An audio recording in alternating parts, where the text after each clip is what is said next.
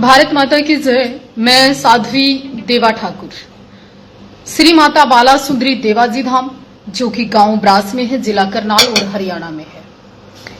मैं साध्वी देवा ठाकुर आज पूरे होश हवास में राष्ट्र का, देश का, धर्म का, सनातन का, युवाओं का और जिंदा और जागते हुए जमीर वालों का एक सवाल लेकर आपके बीच में आए। उस सवाल से, उन प्रश्नों से, उन क्वेश्चन से अगर आप संतुष्ट, सहमत हैं तो मेरी वीडियो शेयर कर देना। और अगर मेरे प्रश्न नाजायज हैं, गलत हैं या विरोध करना ही आदत है, सपोर्ट नहीं करना है, तो फिर आप रहने देना।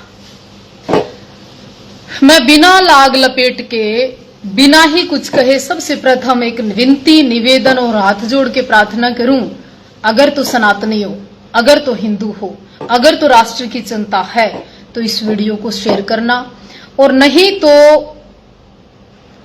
कुछ भी कहकर इस चीज को छोड़ देना। आओ बात कर लेते हैं, राष्ट्रभक्त, देशभक्त कौन और देशद्रोही कौन। देश में पाखंड के नाम पे क्या हो रहा है और देश में श्रद्धा के नाम पर क्या हो रहा है। सबसे पहले तो मैं प्रार्थना करूंगी भारत की सरकार से, उस भारत की सरकार से जिसने आज तक भगत सिंह को तो शहीद का दर्जा दिया नहीं, जो देश के लिए, राष्ट्र के लिए मर मिटे, शहीद हो गए, उनको तो आज तक भारत सरकार दर्जा दे नहीं पाई। मैं प्रथम मांग करती हूं कि आज केंद्र में इस राष्ट्र की चिंता करने वाली, इस देश की चिंता करने वाली, इस धरोहर को बचाने वाली, हर व्यक्ति के सम्मान को सुरक्षित करने वाली, महिलाओं की आवाज उठाने वाली वो सरकार है, तो पहले तो आप भगत सिंह को शहीद का दर्जा दे दें। अब वो समय आ गया जब धारा 370 टूट सकती है, देश में राम मंदिर बन सकता है, तो अब भगत सिंह को भी शहीद का दर्जा मिल सकता है, मुझे उम्मीद है। आओ फिर इस कड़ी में एक बात और कर लेते हैं। सुना है मैंने न्यूज चैनल के माध्यम से, काफी सोशल मीडिया पर आज चर्चा है, जो मैं शब्द कहने जा रही हूं तीखे हैं, कड़वे हैं, हो सकता है इसके बाद वो धमकियां आए, हो सकता है इसके बाद फिर बवाल हो, लेकिन जब बोलो तुम बारूद सा बोलो, नहीं तो चुप रहो, और जो चुप रहे वो पीढ़ियां नपुंसक हो गई। अब मैं जो कहने जा रही हूं ना, थोड़ा दिल थाम के सुनना, आराम से सुनना और समझने का प्रयास करना। अगर इस देश में देशद्रोहियों को, राष्ट्रद्रोहियों को, आतंकवादियों को, देश के टुकड़े करने वालों को, देश में खालिस्तान की मांग करने वालों को, संविधान ना मानने वालों को, देश के पासपोर्ट को एग्री ना करने वाले को पैरोल मिल सकती है क्या?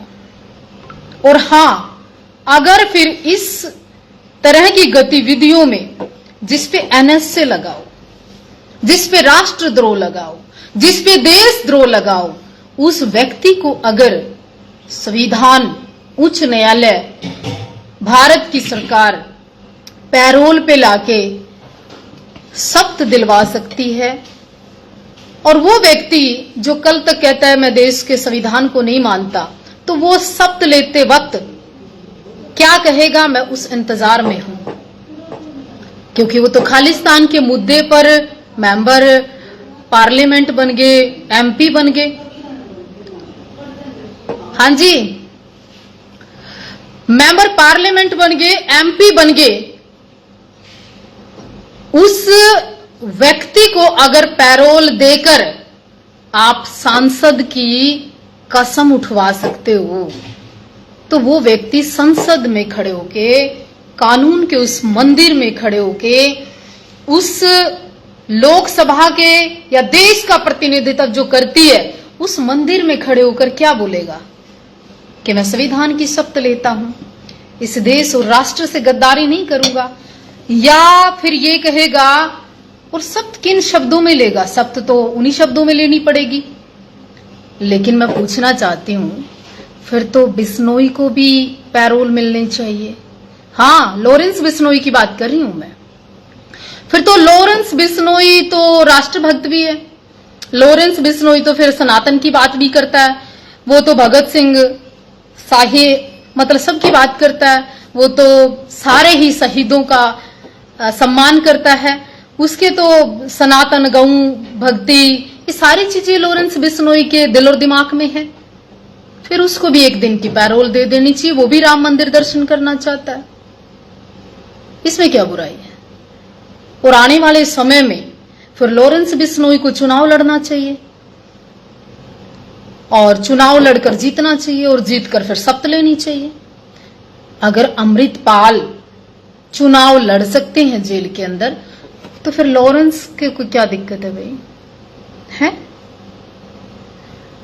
अगर देश को तोड़ने वाला व्यक्ति, देश के टुकड़े करने वाला व्यक्ति, सनातन के खिलाफ व्यक्ति, देश के खिलाफ व्यक्ति, भारत माता को डायन कहने वाला व्यक्ति, तिरंगे को फाड़ने वाला व्यक्ति इस देश में चुनाव लड़कर चुनाव जीत सकता है, तो मैं पूछना चाहती हूं, जिस व्यक्ति के दिल में राष्ट्रभक्ति है, देश प्रेम है, भगत सिंह के प्रति सम्मान है, युवाओं का एक बड़ा तबका राष्ट्र और धर्म और सनातन और भगवे की बात करता है, तो फिर वो भी चुनाव लड़ ले और वो चुनाव लड़के जीत जाए और जीत के फिर संविधान की शपथ उठाए।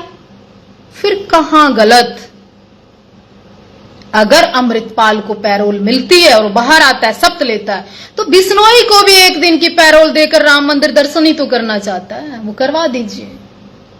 कानून सबके लिए बराबर है, देश सबका बराबर है, राष्ट्र सबका बराबर है? एक देश में दो कानून कैसे? एक देश में दो बातें कैसे? एक देश में दो पेट कैसे? एक देश में दो लोगों के लिए बात अलग अलग कैसे? अगर कानून सबके लिए बराबर है, तो फिर दाऊद, फिर बड़े बड़े गैंगस्टर जो अंदर पड़े, उन सबको चुनाव लड़ा दीजिए। हैं? कश्मीर जैसी जगह पे कौन चुनाव लड़ा, कौन चुनाव जीता? क्या उसको भी शपथ दिलवाओगे? क्या मेरा सवाल गलत है? क्या मेरी सोच गलत है? वो तो राम मंदिर दर्शन करना चाहता है, दर्शन करवा दीजिए। पैरोल मांगना कोई अपराध नहीं, कानूनी अपराध नहीं। जब अमृतपाल के लिए 2 लाख वोट प्लस देकर तुम जिता सकते हो ना, वो तो सीधा कहता है खालिस्तान चाहिए। लॉरेंस बिश्नोई तो नहीं कहता खालिस्तान चाहिए, है? वो तो राष्ट्र की बात कर रहा है। कानूनी अपराध उसके भी हैं, उसके भी हैं। उसके ऊपर कम से कम देशद्रोह तो नहीं है, एनएसए तो नहीं लगी हुई है, आतंकवादी गतिविधियों में शामिल तो नहीं है। तो फिर ये राष्ट्र सबका है। जिसको लगता है कि राष्ट्र की पीड़ा हो रही है, देश की पीड़ा हो रही है, धर्म की पीड़ा हो रही है, तो इस लाइव को शेयर कर देना। अन्यथा मुझे पता है मुझे धमकी आएंगी, मुझे ये भी पता है तुम लोगों की गतिविधियां क्या होंगी, मुझे पता है। पर मैं ये मेरा सवाल है इस देश की सरकारों से, इन देश के जागृत युवाओं से, जिंदा दिल इंसानों से, जमीर की जिनमें बात करते हैं सोशल मीडिया पर पूरा दिन, जो केवल फोटो में देखकर वीडियो ऊपर नीचे करके टाइम पास करते हैं, उन लोगों से सवाल है कि तुम अब किसकी मांग करोगे? तो अंदर बैठे बहुत सारे बदमाश ऐसे, उनको भी चुनाव लड़ाओ, उनको भी जिताओ। युवाओं की फैन फॉलोइंग उनकी भी बहुत है, उनको भी पैरोल दिलाकर राम मंदिर दर्शन कराओ, उनको भी संसद भवन लेकर जाओ, उनको भी शपथ उठवाओ। जी अमृतपाल चुनाव लड़के जीत सकता है, शपथ उठा सकता है, फिर बाकियों को क्या खा गया? बिश्नोई समाज, आप भी लॉरेंस को चुनाव लड़वाइए। है चुनाव लड़ना तो फिर अधिकार है ना देश में, फिर एक के लिए क्यों, सबके लिए। तो मेरा यह निवेदन था, हाथ जोड़कर विनती भी है, इस राष्ट्र में अगर इस तरह की गतिविधियां होंगी ना, तो युवा क्या सीखेगा, देश क्या सीखेगा, देश कैसे बढ़ेगा? हम तो भारत माता की जय बोलते हैं, सनातन की बात करते हैं, लड़ते हैं, तो फिर मेरे देश का युवा एक पक्ष सोया क्यों? इसी देश में पंजाब हमारा है, उसको टुकड़े करने की बात करे क्यों? अगर पंजाब वालों को हरियाणा आना पड़े तो पासपोर्ट की आवश्यकता पड़े क्यों? देश के अंदर रहकर कोई खालिस्तान की बात करे क्यों? तो इस निवेदन के साथ मेरे लाइव को शेयर करने का प्रयास करें। मैं आपकी साध्वी देवा ठाकुर, और जितने क्वेश्चन मैंने किए उनको दोबारा सुने। अगर देशभक्त तुम्हारी नजरों में आज कौन, उसके लिए कमेंट्स करें। तुम्हारी नजरों में राष्ट्रभक्त कौन, उसके लिए कमेंट्स करें। क्या अमृतपाल को सख्त उठानी चाहिए? क्या अमृतपाल राष्ट्रभक्त है? क्या अमृतपाल देश के कानून को मानेगा? क्या अमृतपाल संसद में खड़े होकर कहेगा मैं संविधान की कसम खाता हूं, जिस संविधान को वो मानता ही नहीं, जिस पासपोर्ट को वो मानता ही नहीं? तो मेरा सवाल है, जवाब आप लोगों के। जय हिंद, नमस्कार। Subscribe to One India channel and never miss an update.